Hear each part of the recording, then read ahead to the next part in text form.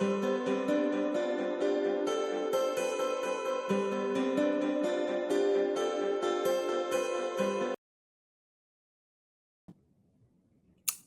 ora tātou. Ngā mihi nui ki tēnei hui, ko David Downs tōku ingoa. Good afternoon, everyone. My name is David. I'm the CEO for the New Zealand Story, and we are nothing if not punctual. Right on 12, we're starting. So if you are watching this later, I hope you can catch up with all of the incredible insights that hopefully we will be sharing with you over the next hour. Let me start with the karakia, as our tradition. Whakatakata hau ki te uru, whakatakata hau ki te tonga, kia mākina kina ki uta, kia mā taratara ki tai. E he aki ana te atakura, he tio, he huka, he hau hu, tihe mauri ora. Well, mauri ora, everyone. Spirit of life to you all. It's wonderful to have so many on joining this webinar. Of course, not a surprise that there's a great level of interest in this topic of the market perceptions of China. Of New Zealand, and it's wonderful to be able to share that with you, and whether you're watching this live now or whether you watch it later, we hope these insights are useful for you as you build out your international strategy for growth, and of course think about how China plays a role in that. So today I'll do a bit of a quick introduction, and then I'll bring on Joshua later on, and Joshua's the subject matter expert here. But let me just show you the agenda for this morning's session. So I'll give you a little bit of an update about New Zealand Story, who we are and what we do, and why our organisation is involved in these international insights. We will also look at a really important metric for New Zealand, this concept of global soft power, which sort of frames up the big picture about why we then deep dived into China as a specific market. And that's when Joshua will join us to give us the insights from the qualitative work that his organisation's been doing. We have got an opportunity for questions and answers, and those of you who have joined, you'll see that we've got this technology here that hopefully you can interact with us a bit. So if you put comments into the platform that you're using at the moment, we'll see them come up on screen, and I'll be able to ask those questions of Joshua on your behalf. So my suggestion is do that as we go through the seminar. Don't wait till the end, because then we end up with a kind of an awkward silence while we're all waiting for you to type. So as a question pops up for you, just put it in there, and then at least at the end we've got a few to start with. So thanks very much for that. So let me start again by just talking a little bit about the New Zealand Story Group and the organisation that I'm part of. Essentially, we are a government entity. We're here to help grow New Zealand's international reputation. We do that in three ways. We think about protecting and enhancing the brand of New Zealand. We think about telling stories of New Zealand to the world to help them understand us better. And then we talk about teaching New Zealand organisations, or helping New Zealand organisations do international marketing. We do these things with this sort of set of services that we offer. So hopefully many of you will have seen, for example, our toolkit. We have an online toolkit of imagery and graphics and infographics, those sorts of things, basically helping you as exporters or organisations that are going internationally to show New Zealand through our imagery and information in a way that lowers the cost for you. We do content creation. We create international facing media, social media stories, that sort of thing. Today, as we say, the key thing from today is around our market research, and we'll go into that in quite a bit of detail. So that's a good example of one of the services that we offer. We also do work in that area of consultancy, helping with things like major events, inward missions and visits internationally, that sort of thing. And then very importantly, I think a really key part of our organisation is the Fern Mark. We're the guardians, if you like, of the Fern Mark. The most recognised symbol of New Zealand is the silver fern. And that particular Fern Mark that you can see on the top right of your screen there is the global trademark for New Zealand, and our organisation licenses that to exporters to use in their export marketing. So today we're focusing on the research part of that portfolio of activity, and in particular looking at perception research, international perceptions of New Zealand. It's really important that we understand what the rest of the world thinks about us before we go and start telling them what we think. You can see here on the slide the sort of structure of our research portfolio.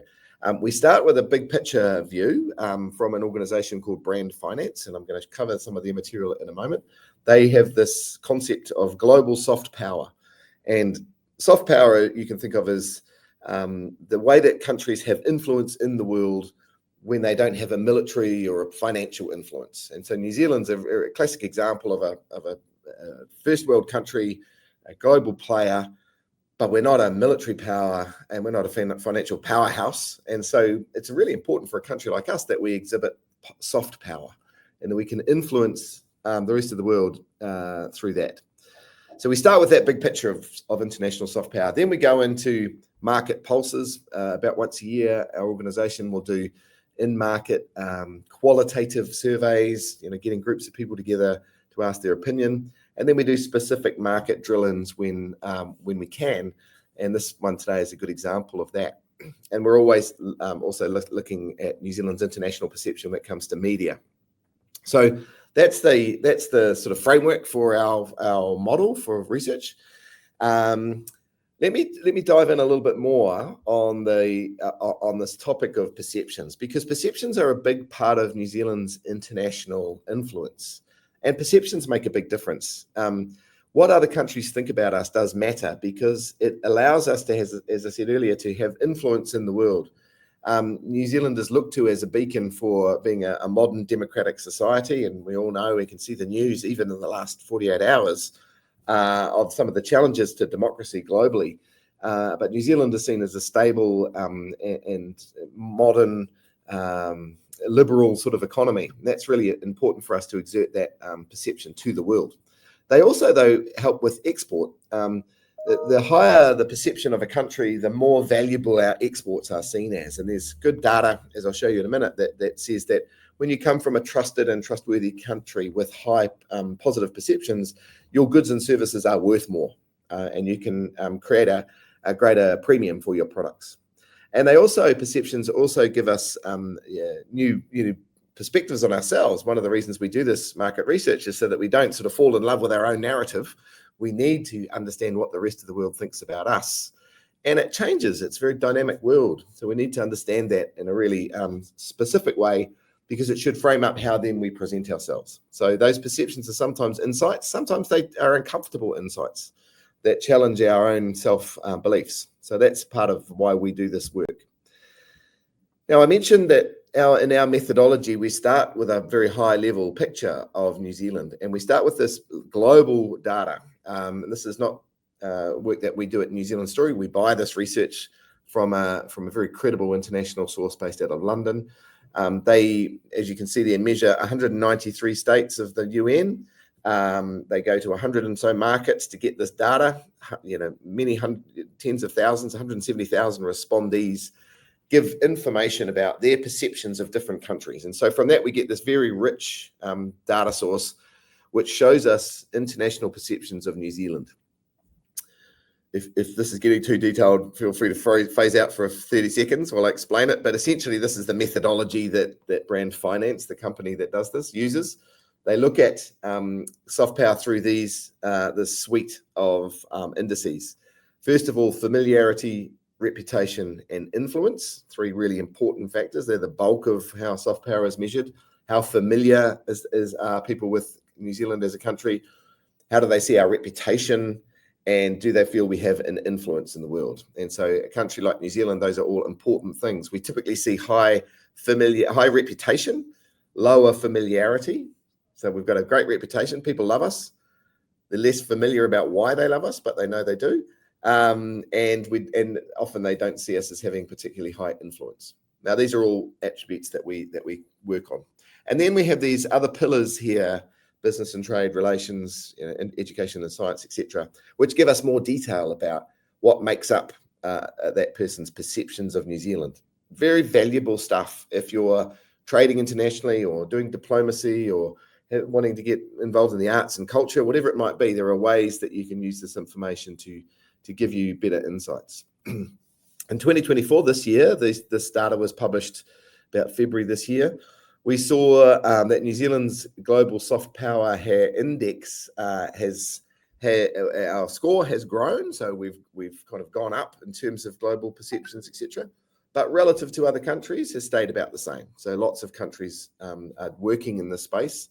The work that we do at New Zealand Story is unusual for New Zealand. We're the only organisation that does it, but around the world, other countries have a similar approach of trying to grow their international reputation. And as you can see there in 2024, the areas that we are really honed in on is where we have influence. Our influence is lower than our reputation, for example. And then specifically in a couple of areas, media and communication, education and science. So these are areas where we feel like there's an opportunity to tell the rest of the world more about us to help grow our reputation. We've already got strong reputations in areas like business and trade and governance, etc., people. So we actually enjoy a really strong reputation, but there are a couple of areas where we believe that we can grow it further. Now, when we take the insights from that global soft power research, we can boil it down into, what are we going to do about it? Because research is wonderful, but it needs to lead to some sort of action. For us, what that means is we have some focus areas where we think that we've got strategic opportunities to grow, particularly in perceptions of science, of technology and innovation and space. Those are all areas where New Zealand actually has a great story to tell, very credible reputation, but the rest of the world doesn't know that yet.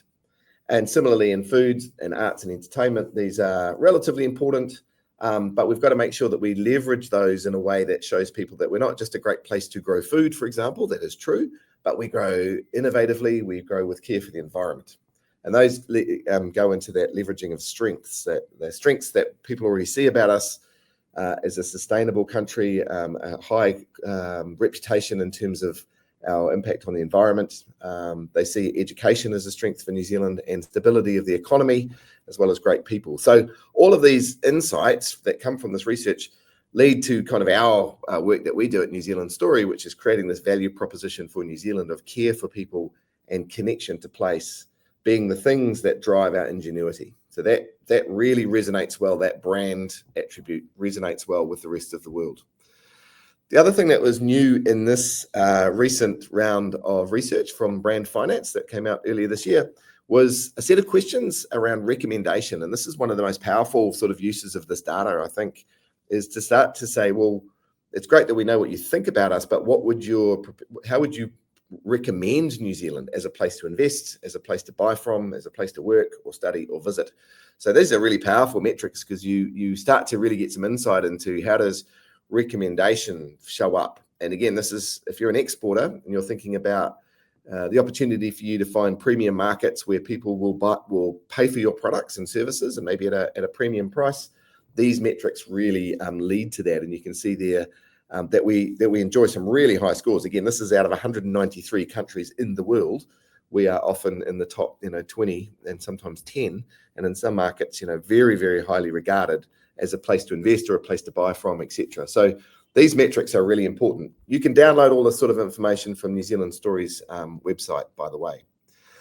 But pertinent today, what do we do with this information when it comes to a country like China, an important trading partner for New Zealand? So basically, we take all that insights at a global level, and then we look at it through the lens of just China. What is China's perceptions of New Zealand? Because it's different than the rest of the world. And you can see there some of the same themes crop up, this area of influence, and particularly the area of education and science, are areas where relative to the rest of the world, New Zealand is not seen as strongly. And particularly countries that know us better, like Australia, the bottom metric there, we get very high reputation in Australia, but in China, our other important trading partner, they're not as high. And so that's what we then take and we feed that through to Josh and his team. And we say, we want to understand more about what's driving this. And we want to understand more what's changing year over year. You can see there that between 2023 and 2024, there were some small changes in these metrics. So we wanted to know more about it. This data tells us at a very high level what it is, but to know why people feel this way, we get the help of our team that Josh leads. And so with that, I'm going to hand over to him because basically what they have now done is taken that high level information and now gone into the China market and held sessions where they've got more insight.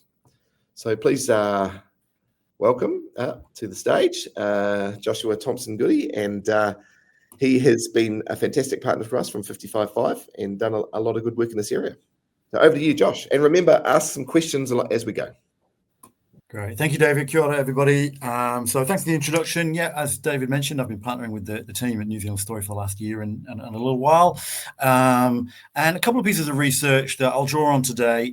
David's mentioned them previously. There's the Market Pulse, which was a multi-market qualitative study we undertook back end of last year.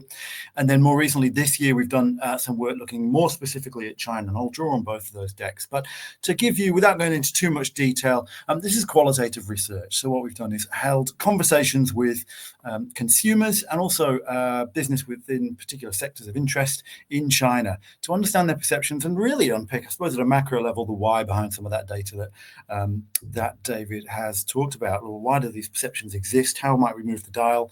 And what is it that we need to put in front of people to kind of change perceptions and beliefs? So we had some consumer discussion groups, literally conversations with people in Shanghai, Beijing, and Shenzhen, and then 9 depth interviews with people working in those specific sectors. And we had, again, conversations in depth around their perspectives, their experiences working with New Zealand businesses. And hopefully there's going to be some insights that are helpful to you guys today. Obviously, there's opportunity to ask questions. There's quite a lot to get through, so I'll speak quite fast, but hopefully that'll leave some time to talk and ask questions at the end. So firstly, just a bit of context. Since New Zealand Story last did a big dive into China, that was in 2018, quite a bit's changed, as you might imagine, COVID being one of them. There's a lot gone on since then. So firstly, COVID, of course, has been a big, the big event that's impacted China and the world, and all the ramifications that came off of that. Brutal lockdowns, economic contraction, that sort of thing. But also in China, some pride, despite all the challenges that's raised, some pride. Consumers talk, about building hospitals in 10 days and that sort of thing, really demonstrating what China can do when they put their mind to solve problems. And that actually being a great example of how powerful China has become, and a really good source of positivity. More recently, there's of course been the real estate market collapse, which is obviously an economic challenge for China at the moment. That's something that the country is dealing with as well. Politically and I suppose in society, there is some tensions over China and Russia and Ukraine, those sort of kind of global interactions there. Less so discourse around Taiwan, but that's part of, I guess, another trend is government tightening of media narratives and online spaces and that sort of discourse. But there is some kind of recognition of tensions in Ukraine and relationships with Russia that comes up when you speak to consumers. There's also shifting demographic profile of the country as well. Despite lifting of the 1 and 2 child policies, birth rate continues to decline. So there is an aging population, and that has ramifications for where new opportunities to grow and to sell into China are going to come from in the future. And then lastly is culture. And actually one notable thing that emerged this year in the research is the renewed emphasis on traditional culture. I'll talk about that more in a moment, but promotion of old dialects such as Shanghainese, traditional clothing, and a real recognition that that's really important. David talked about soft power and the importance of that. China is really recognizing that is an important part of their culture and a part of their influence on the world as well. So that's increasingly something that has focus on it in China. So the previous piece of work that we conducted with New Zealand Story last year, one of the big tasks there was to understand what leadership looks like and how that's perceived and informed at a national level amongst consumers, everyday citizens, and that sort of thing. And we identified 5 key, what we call indicators.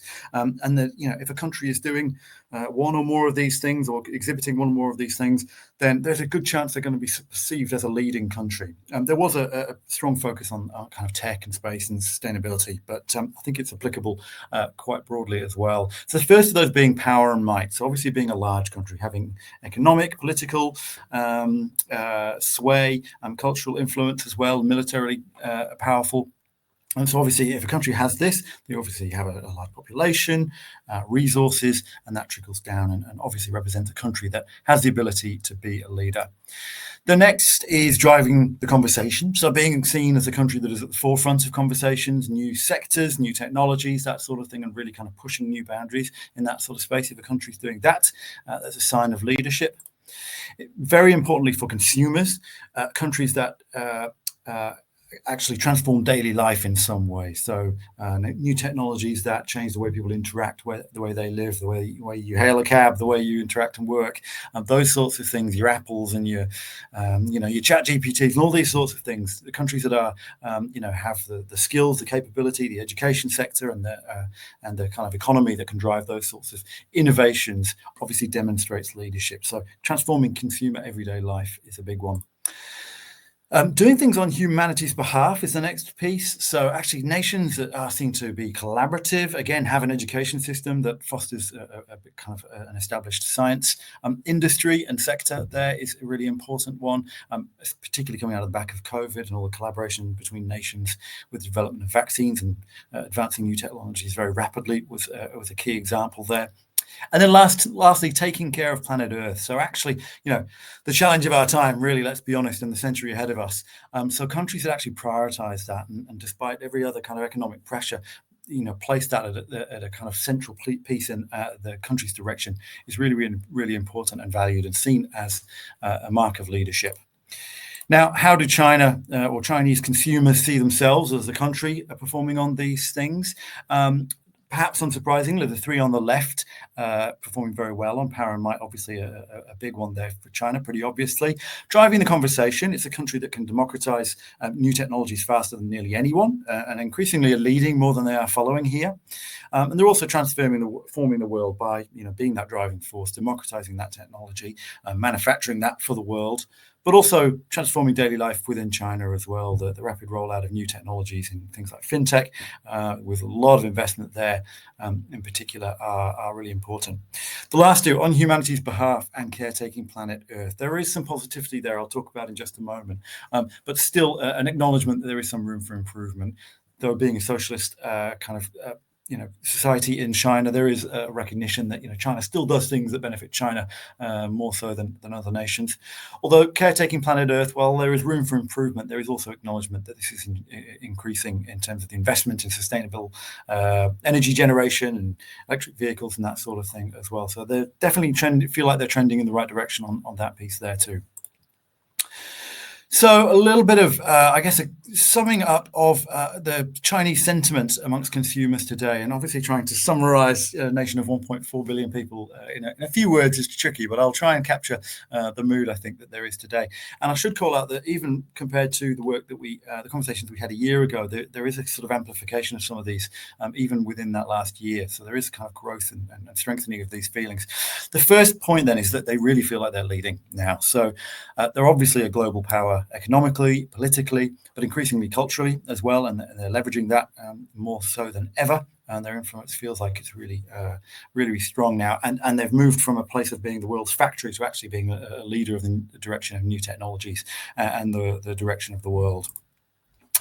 The next thing is, I suppose, that flows from that is a great sense of pride in this, and increasingly less apologetic. I talked about the embrace of Chinese culture and Han culture in particular, and looking back at that, and that's something that traditionally has been something that China has felt could hold the country back on the global stage, but now is actually they're actually feeling that we are leading in these spaces now. We're leading and driving the conversations, and we don't need to be apologetic as to who we are and our rich heritage, and they're actually promoting that much more strongly than they have in the past. The next is being forward-looking, so really just a sense that this is a country that really is driving the world really in investing in things like sustainability, new technologies, AI, and more, and really kind of driving the global century that's to come. Despite all that, though, there is tension, and there is a strong sense of, we're quite mischaracterized here in China. We are viewed with suspicion when we travel overseas, particularly to Western countries. Our money is welcome, but perhaps we as people are not.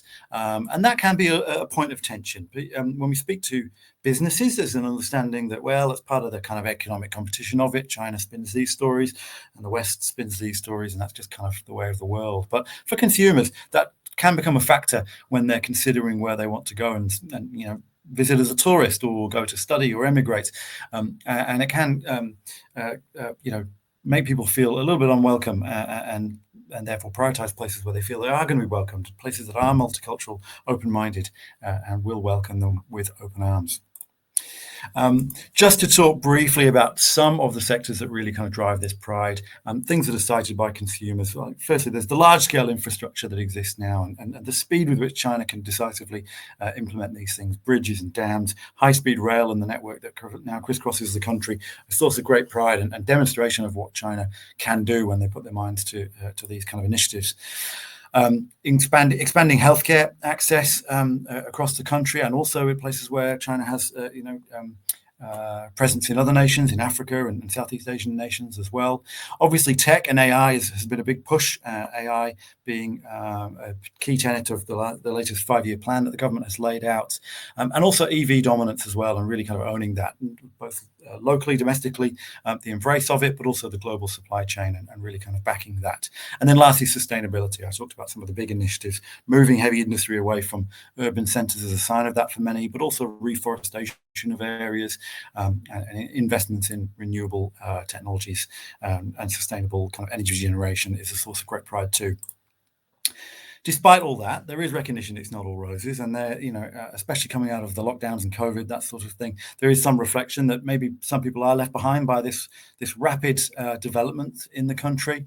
Technology in particular can be something that many people, particularly older people, feel like they can be left out of, and therefore there's a bit of reflection as to whether life in tier 1 cities, the Shanghais, Beijings, and kind of fast-paced business centres like that, perhaps are a bit, fast-paced, incredibly competitive, incredibly costly to live, and perhaps flowing back into tier 1, tier 2 cities that aren't necessarily quite as well known in the West, are kind of more and more attractive for people. So there is going to be it seems there is going to be a flow of demographics back to some of those cities that may represent new opportunities for businesses looking to work in China.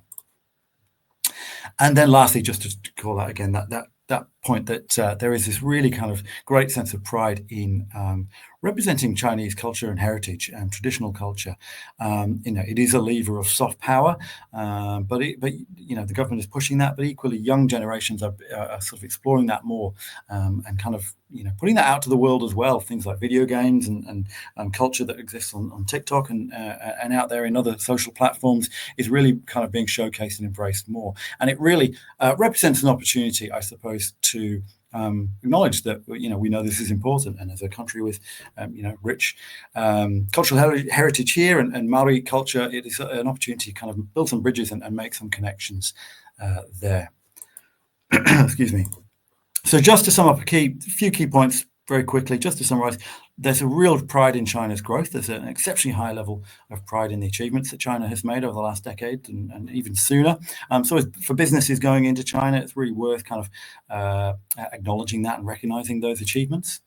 There are economic pressures, but the mood remains optimistic, and the sense that despite these economic pressures, it's felt to be transitory, and that China is in charge of its own destiny to a large extent. And then lastly, that renewed value placed on the cultural heritage of China. So I'll move on to talk about how Chinese consumers see us in New Zealand, how they understand the nation. Now, these are the sorts of things that don't change really rapidly over time. The national level perceptions, they're kind of slower moving.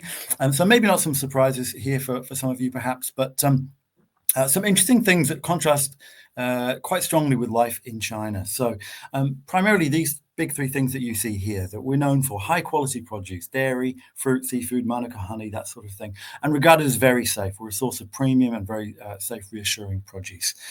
We're a destination for tourism. We've got beautiful empty landscapes, which contrast with the busyness of Chinese equivalent tourist destinations. So it's very appealing in that regard, and that we care for the environment, and that obviously flows into the 2 above: tourism and the high quality produce. Looking after the land, the air, the water that we have here is really important to what makes New Zealand special, and that's a really powerful thing to talk about.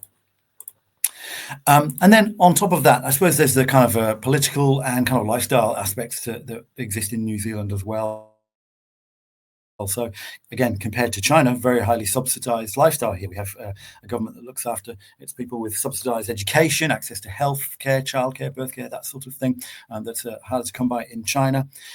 We have a very leisurely pace of life compared to those in China who, there's this idea in China of 996, working 9 till 9, 6 days a week, and very, stark comparison with how they view New Zealand life, very relaxed, very balanced, and prioritizing our kind of life outside of work as well is notable. And then lastly, just that we're a stable country. We've seen as having stable politics and great, basically a welcoming, embracing country to visit, to come study, or to invest in. So great positives, but I suppose the challenge is that there is a shadow side to all of that. What people don't see is, I suppose, the technological advancement that we and capabilities that we have. People see a lot of pictures like the one on screen right now, beautiful landscapes, great to come and visit as a tourist destination, but we've got a small population, and people aren't seeing big bustling cities and thriving kind of commerce in the way that they might be used to in other nations. So they assume it doesn't exist, and so there's a big gap to bridge there. So that lack of technological advancement is sort of seen to be a bit of a challenge here for New Zealand. As David said, we need to show that to the world, and particularly so in China. They assume it doesn't exist. And as I mentioned, there's a sense that maybe the explanation for that is that we prioritize our lifestyle over growth as compared to China, who are really working hard to kind of grow their nation and their sectors. So maybe that's the gap that we need to bridge, but we need to show them more of this. So really, I suppose the lens that consumers in China look at us through is really a handful of sectors, and perhaps not surprisingly, there are some things that you can see on here on the right: high associations, tourism, dairy, fruit, education. These are the things that are really strongly associated with us in China. There is some playing back that, we've got a bit of a honey industry, wine, skincare, maybe some consumer health products starting to emerge on the radar out of New Zealand in China, and then some very low awarenesses of some of the other things that we're very rightly proud of, but aren't quite so well known outside of New Zealand. So VFX, our space sector, and the wider kind of space and technology space there. So there is a lot that we can do to showcase this, and there's a lot of work to be done to kind of build our perceptions of capability there. And really, there's just three lenses that kind of inform the perceptions of New Zealand in China. One is the tourism piece, that we are this pristine, picturesque landscape, beautiful tourism riches, which are very, very appealing for people in China. The second is education. So long been a very kind of appealing place to come and study. We've got generous visa and residency permits and that sort of thing, makes it very easy for students and for families, and a culture that, it's a nice place to study. And I'll talk about that more in a moment. Excuse me. And then lastly, primary industries, which is what we're really known for, a safe, beautiful place that is great to grow and develop beautiful, safe, high quality produce. Excuse me. We did explore with consumers understanding of Te Ao Māori, the culture, how well sort of integrated it is here, and what the understanding is. And I guess the key thing to take away from those conversations is that it's quite well known that we embrace this more than other countries. So embrace indigenous mindsets and cultures more so than particularly compared to comparable nations like Australia or US. It was called out that there's much more emphasis and kind of respect placed on Māori culture here in New Zealand than there are in other countries. And whilst the understanding of actually what Māori culture is all about is pretty superficial in China today, the fact that we are known to embrace that and put more respect and kind of reverence to that in New Zealand is a real benefit for us and a real advantage. It shows that despite being I suppose, ethnically European country primarily, that's the perception of us, we are actually, compared to many other Western nations, much more open-minded when it to non-Western worldviews and philosophies, and that's really powerful. There are some kind of alignments there between Chinese philosophy and Maori culture, and that is a point of connection. So I guess the opportunity there is to, if your business has an authentic kind of story to tell, it's a credible, authentic part of your business, that's a unique advantage that can be played up in China, and that definitely has the potential to add value. Excuse me. So, quick summary. Excuse me, my voice is going. Quick summary. We've got some really positive associations, things that perhaps you may have expected and have been long-standing, but we can continue to leverage those and make the most of those. They are very, very appealing for us in China. They play very, very well. There is that perceived technological gap, so we're not seen as a source of technological progression or ingenuity. So we really need to show more of that. And China, we have the stories to tell. People believe it when they see it. We just need to show them it and really establish that more so than we have done to date. And then lastly, just that point around Maori culture being a point of potential connection for people in China, and something that we should really make the most of where we can. If I hark back to those leadership indicators that I talked about a few moments ago, unsurprisingly, the three on the left, the power and the might, the driving the conversation and transforming daily life, are areas where we're not really seen as being particularly strong today in China, but doesn't mean we can't be. They're just not seeing that yet. We need to showcase them. But the last two, doing things on humanity's behalf, particularly our response to COVID, was well covered, and caretaking planet Earth, our kind of outdoorsy lifestyle and our looking after the place feels like a really true reflection of the values that exist in New Zealand, and I think threads that we really need to kind of weave through the stories that we tell and the kind of reasons for developing the technology and the innovations that we do, and they will be really important underpinnings for any conversations we have in this space that reflect our values from New Zealand and resonate well in China. So a couple of things before I look at some of the specific sector insights is just around doing business in New Zealand. The first is just to say that we have established expertise. We're really well known. The brands that do exist in Chinese consumers' minds today are very well trusted, proven in the market. We have an education system that is well regarded. So we need to continue leveraging that. We're in a good place in that regard. So keep pushing that and don't downplay that. And I suppose what comes with that is safety and trust. So we've got strong expertise in these industries, and we're seen as being a well-regulated, well-controlled market that leads to a lot of trust in the quality and safety of our produce. So we can keep banging that drum. Another thing that was called out is that we have great infrastructures to facilitate bilateral partnerships.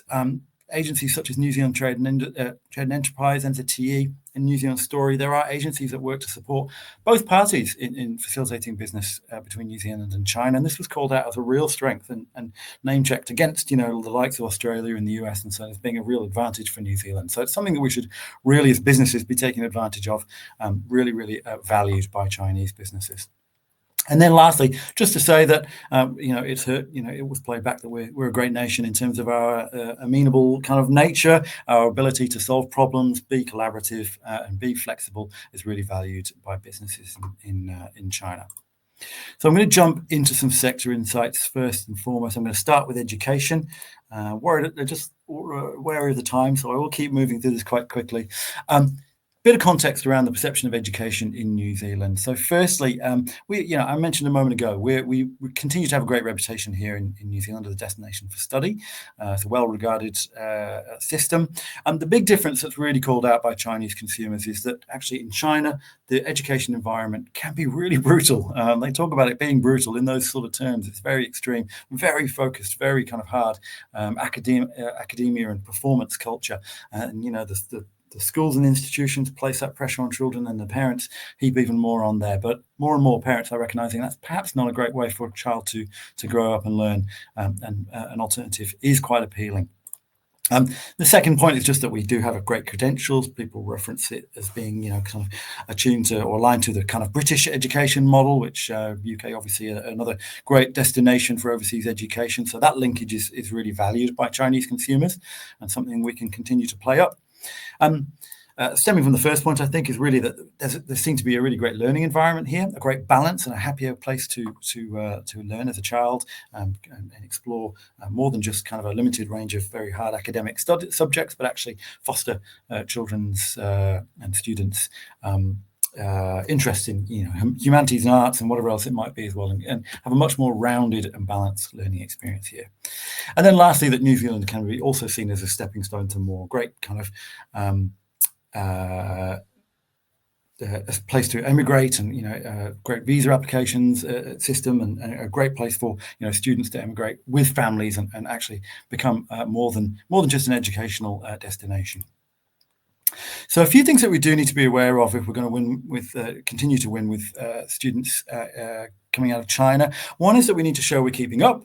In particularly, the conversation now focuses around AI and in the curricula, and China is now putting that really kind of centrally into the curricula in China. And that's now a consideration for parents who are looking to New Zealand as a destination or other countries as a destination is, well, what representation is there? If this is going to be the future, what kind of representation and education am I going to, or is my child going to get around that space? So really making sure that we're actually shown to be keeping up on these initiatives is key. The next, and given the, I suppose, the perception gap that exists around technology, we need to bring to life our sectors and the outcomes well to make sure that our education system does lead into opportunities. You can come here and you can kind of make a successful career out of that, and that does reflect positively on the education sector. We need to showcase those learning environments. We really need to kind of leverage that as a great contrast to the experience in China. That's a real advantage that people are increasingly starting to see in New Zealand. So we need to continue to make the most of that. And then lastly, there's a changing dynamic in China around students looking to not just return to China with an education that sees them succeed in business, but actually in increasingly civil service roles that have great sort of support and benefits in terms of prioritized housing subsidies and that sort of thing. And a lot of Chinese students now are looking to take advantage of those when they return home. But there are eligibility criteria around the institutions that they study and the types of courses that they study in. So we need to be aware of those if we're to attract those students to New Zealand. So I'm going to jump next into food and beverage. So again, a little bit of context first and foremost. I guess the big thing that was played back from our sector experts here was that post-pandemic, and as I suppose the economy lifts more families into middle class, there is a change in dynamics in terms of consumption of and diet. So looking to consume diversified palettes more so in the fruit sector. So diversified consumption of different fruits and as a real kind of nutritional benefit to people, and also dairy as well as a source of accessible high quality protein in what has been a traditionally vegetarian diet. So there are opportunities that exist there. Oops, skip too far forward there. And growth in dairy is going to change. I mentioned earlier the dynamics of the population starting to change a little bit in China as well. Growth in dairy with a low birth rate is probably not going to come so much from infant formula as it has in the past, but from new niches and new opportunities in older children and also elderly kind of health benefit targeted innovations is a new opportunity that's going to be growing. The next is that there's a different demand for quality in China, particularly in, say, the fruit sector. And particularly in the premium kind of export market. If fruit and produce is going to make it to China and charge a premium, it needs to be really perfect. Really needs to be differentiated from the domestic supply, but also from other countries as well. And there's also behaviour around gifting of fruit as well. So packaging considerations need to be different from China also. And then lastly, I've mentioned this before, but food safety remains critical in fruit and dairy and across the board is critical. So that's something that we can continue to keep pushing in our messaging. So a couple of opportunities. One is to just find new niches, targeted dairy, older kind of consumers and changing population dynamics that we can tap into new needs there. Leveraging our strengths, so our expertise here, our established brands, we really need to kind of keep pushing those and kind of hammering home that provenance to make sure that that's really kind of justifying the premiums that we are charging in the market for our produce. We really need to build partnerships as well. So particularly for something like the fruit sector, there's a burgeoning demand and sector in terms of the infrastructure there in China. And the partners, the Chinese counterparts seem to be really looking for opportunities for help and partnership there in terms of building out the network, ensuring the produce gets to where it needs to be in a vast country in a good condition.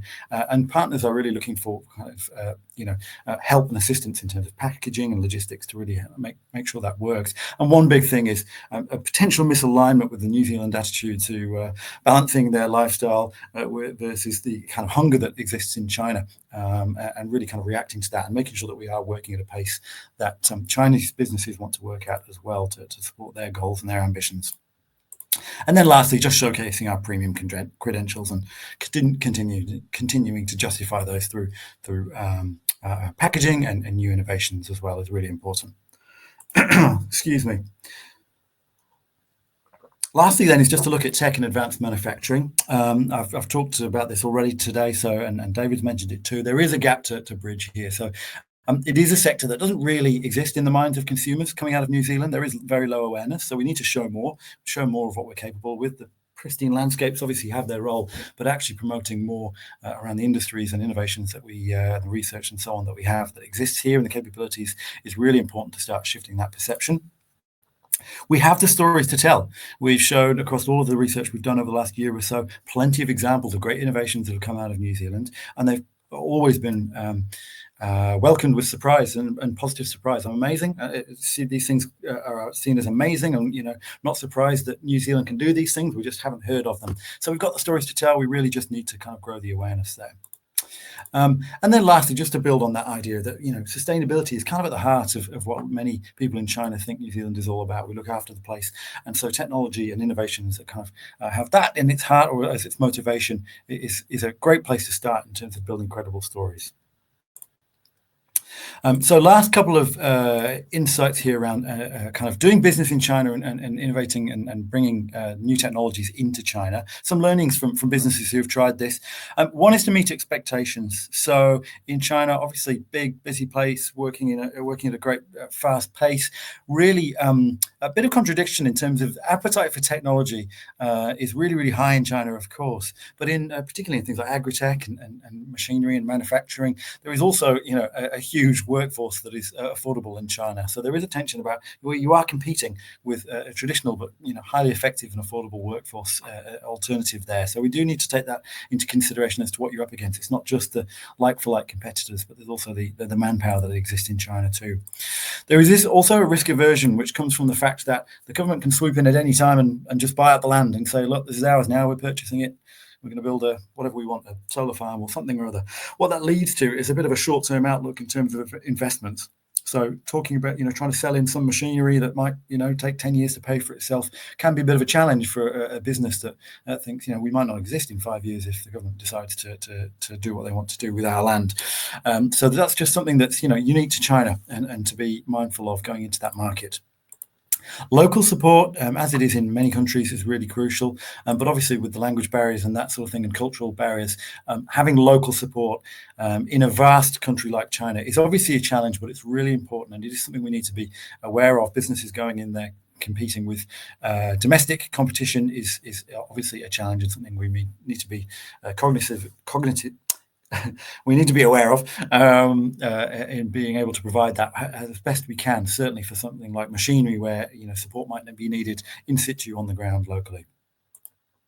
The last two are really around the attitudes of kind of progress in China and just sense that China is moving at quite a pace and they need this now. They need new technologies that are supporting their business quickly. They need it fast. It doesn't have to be perfect. They value, progress over perfection, I suppose, is the way to capture it. If the machinery or tools kind of do most of the job and get them up and running quickly and kind of deliver some advantages quickly, then that's great. That's good enough. As long as we can partner and actually kind of refine and build as we go, that's okay. It doesn't have to be perfected is the attitude. And then lastly is just having that shared mindset. And there's a recognition that New Zealanders are adaptable, flexible, and do have that mindset of collaborating and kind of working things out and problem solving as we go. So there is a shared mindset that we can kind of showcase there. So last couple of slides just to summarize, and we'll hopefully have a few minutes for questions as well, and really just to capture, I suppose, a lot of what we've said and the overarching themes here. One is that there is a real newfound pride, and as I said earlier, really palpably different, even since having these similar conversations a year ago. That pride in where China has gotten to and got itself to, despite all the challenges that the last few years have thrown at the country as well, is really, really palpable. New focus on things like AI and technology is really, really powerful and really, really important. It's a consideration for parents considering education outcomes. It's important for the government and also for businesses as well. So we really need to kind of recognize that pride and that sense that China sees itself now as a leader and not just a kind of a follower and an enabler.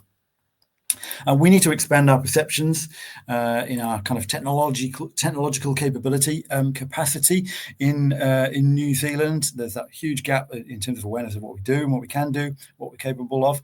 We've got the stories to tell. We just need to show them and kind of start to build an extra kind of, I suppose, an extra facet to what we can put out there to the world and offer to China and Chinese businesses. And then lastly, there's that opportunity that's quite unique for us here in New Zealand, which is connecting through culture and having, embracing and an understanding of worldviews that are not necessarily Western. And that's really kind of welcomed in China and seen as unique compared to competing nations like Australia or the UK or the US. We are seen to be quite unique in that regard. And it's something that where we have authentic stories to tell, we should use them. We should share them with China because they are meaningful and valuable.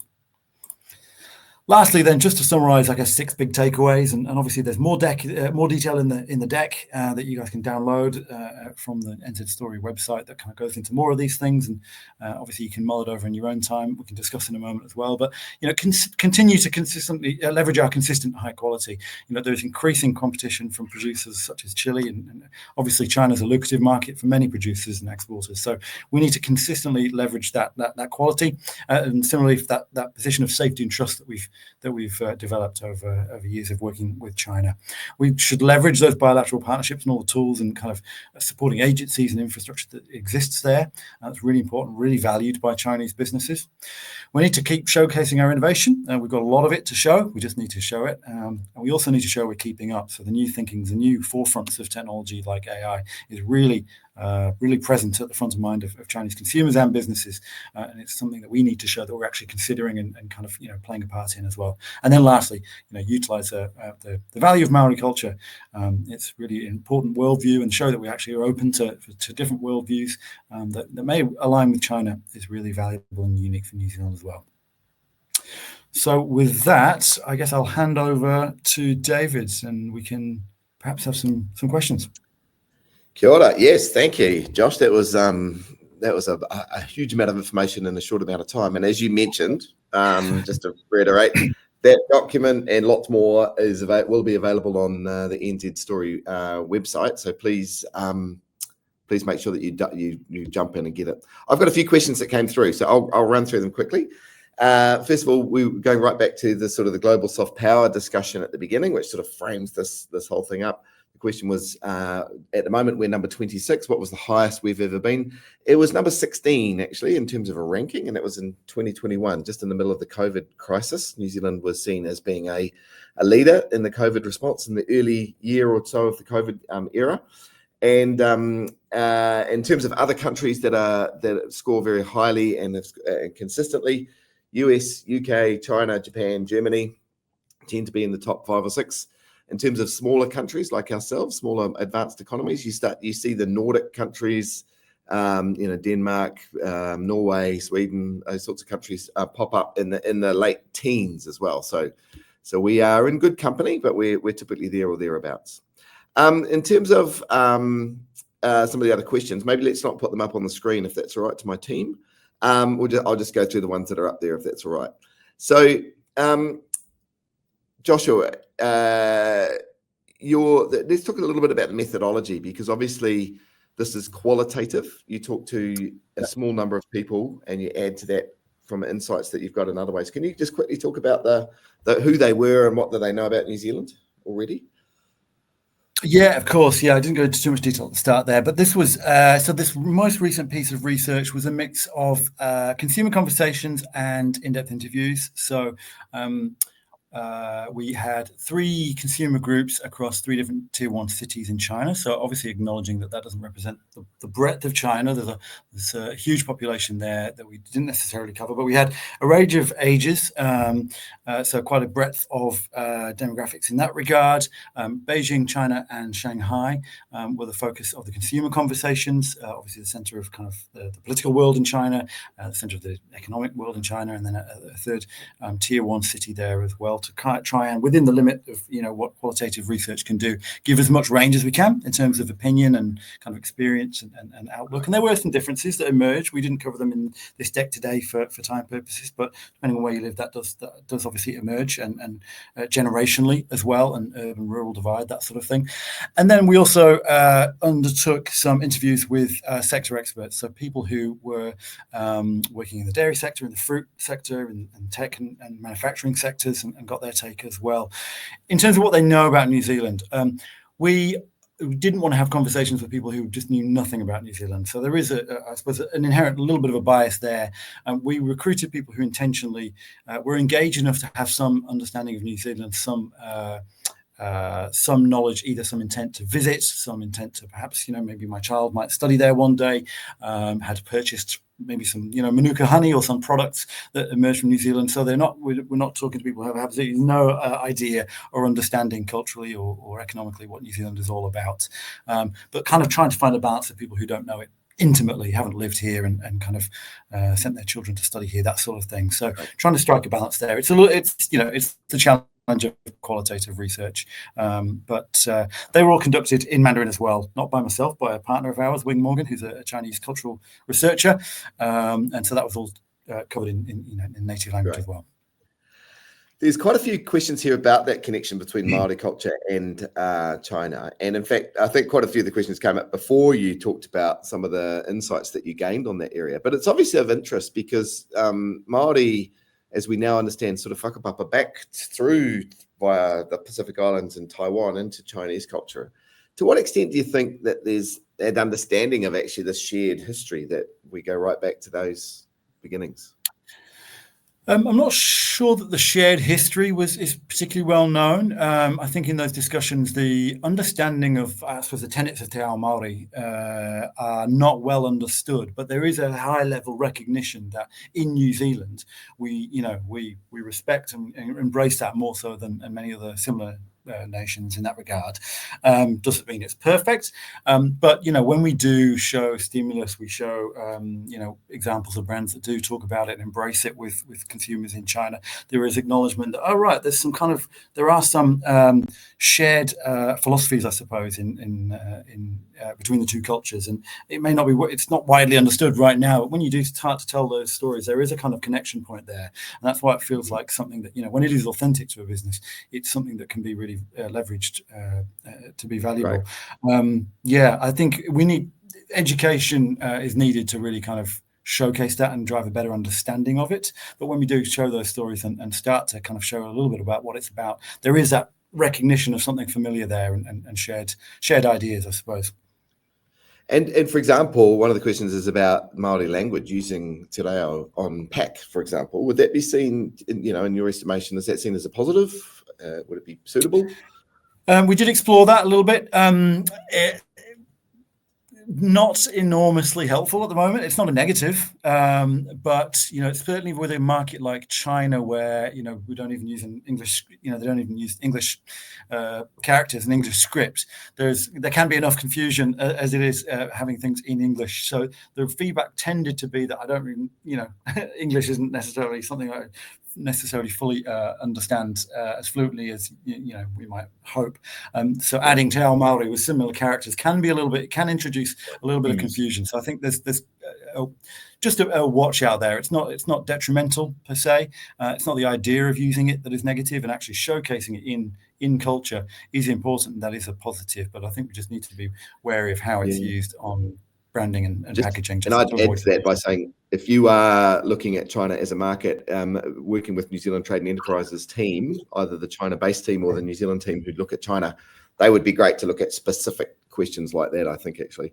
There's a few. Let's get through fast, Josh, because I'm really keen to get the rest of these questions out, even if we run a couple of minutes over.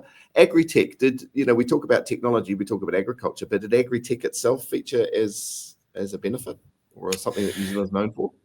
Not so much that it's well known in the agri-tech space to date, but it's somewhere that I talked about building on things like sustainability and building on the sectors that we're already known for, primary industries. I think that's a perfect kind of opportunity for us to start building upon that with agri-tech.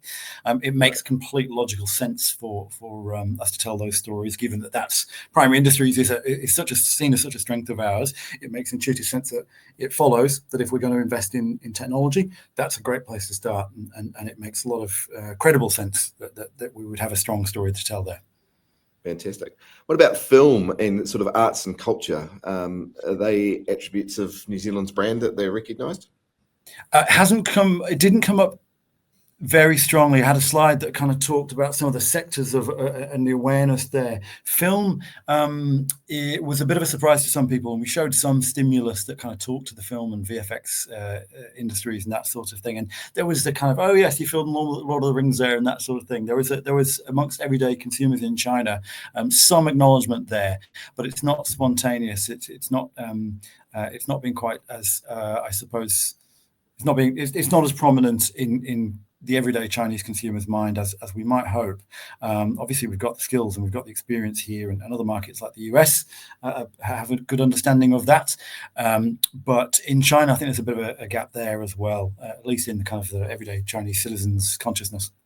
It's a classic thing. It's, New Zealand often has a very good story to tell, but actually getting the story out there is very difficult to into the consumer mind or in other ways.